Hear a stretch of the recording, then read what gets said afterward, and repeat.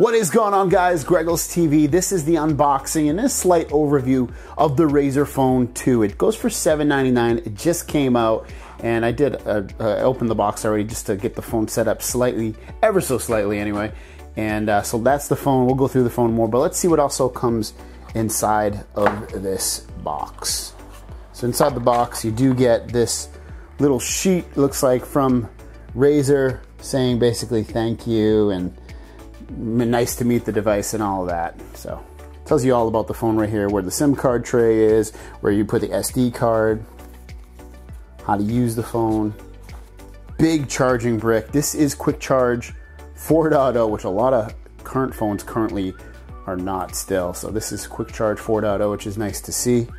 And then you get a USB Type-C on both ends cable, and then you get the headphone adapter, which is, because there's no headphone jack, so you get USB Type-C on one end and then the headphone jack on the other. And then this is the Razer phone. It's a 16:9 aspect ratio, so it's not going to be the sleek, skinny kind, but it's really square, not rounded at all.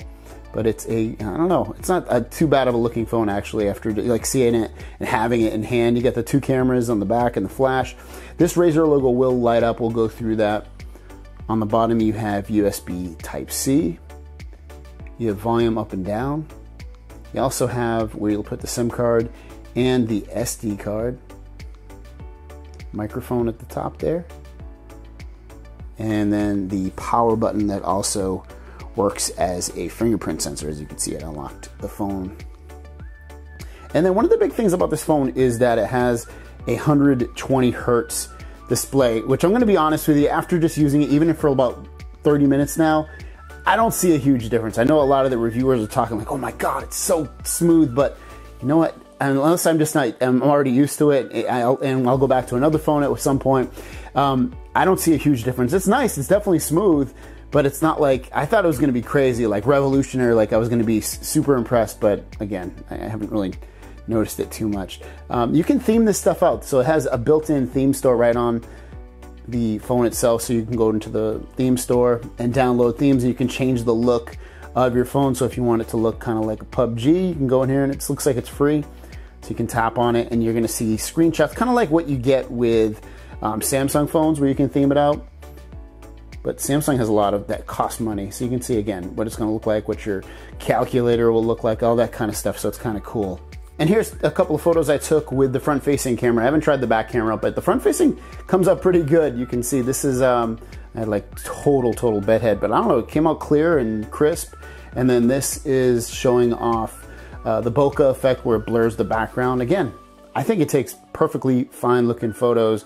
I'm definitely impressed with the camera just on a couple photo basis. And then speaking of the camera, you have photos. You can do portrait mode, again, where it blurs that background. You have beauty, where it'll kind of make you look, you know, pretty. And then on the other side, you have video.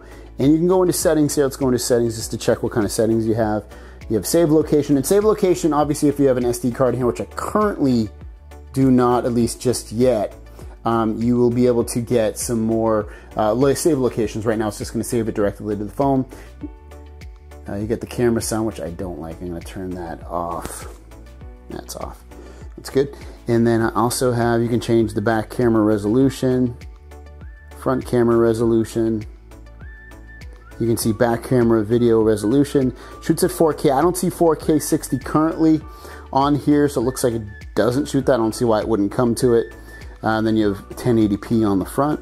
The next big thing about this is the stereo speakers, and they are massive. They sound wonderful. They sound really nice. So let's check them out. We'll play the Midnight Los Angeles. And these are full volume. I'll just bring it up here a little bit.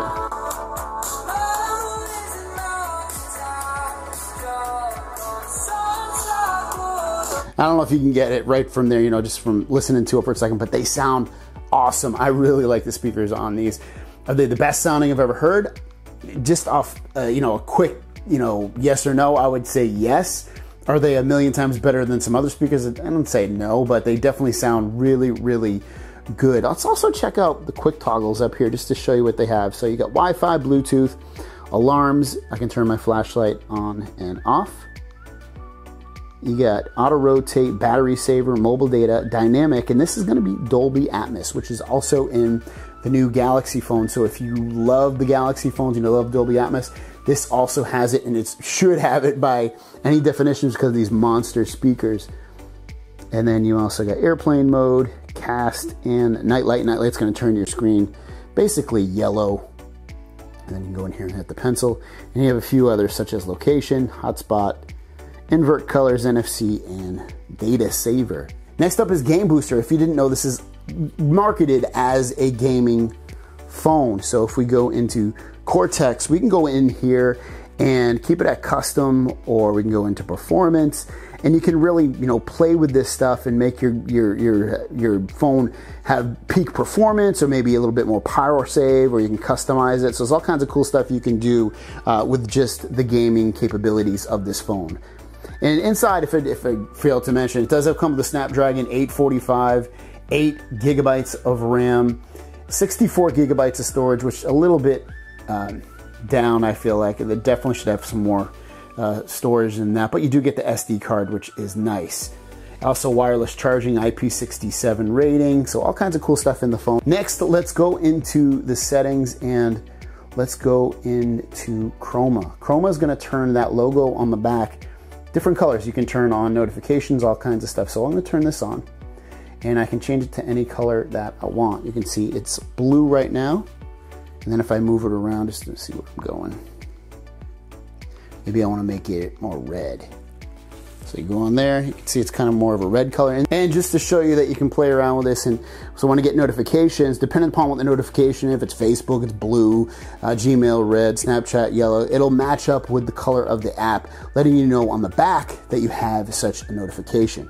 I keep it at low though, just to keep the battery life at pretty much peak performance. Like I said earlier, this does have 120 Hertz display. So if I go into display and then go to refresh rate, you can see you can keep it at 60, which most phones are at. 90 is what it's set at default when you turn the phone on. I set it to 120 because I wanted to get that full effect. And then other than that, there's you know, you can change the resolution of the phone if you want, as low as 1080p, or keep it at 1440p, which it's set at by default. Ambient display, I have that on, so when I lift the phone, it'll show me the clock and any notifications and things like that. You also have tap to wake, so I can double tap anywhere on the screen to wake the device. I don't know if it goes to sleep that way too. No, it doesn't. So if I turn the screen off, just to show you, and I double tap it, it'll turn that display on. Let's go back in here. And you can also change the colors if you want them to be more natural, boosted, or vivid. They're automatically set to vivid, and I do like that vivid coloring to it. Game Booster, we already looked at. Chroma, we already looked at. Sound, we already kind of went through that. Let's see if there's any advanced things in here. And then other than that, I didn't really notice too many other customizations. It's really kind of just basic, you know, Android, the way Android looks, the way that Pixels look. It's that same, you know, basic kind of Android, which is completely fine with me because it's clean and it's easy to see and easy to use.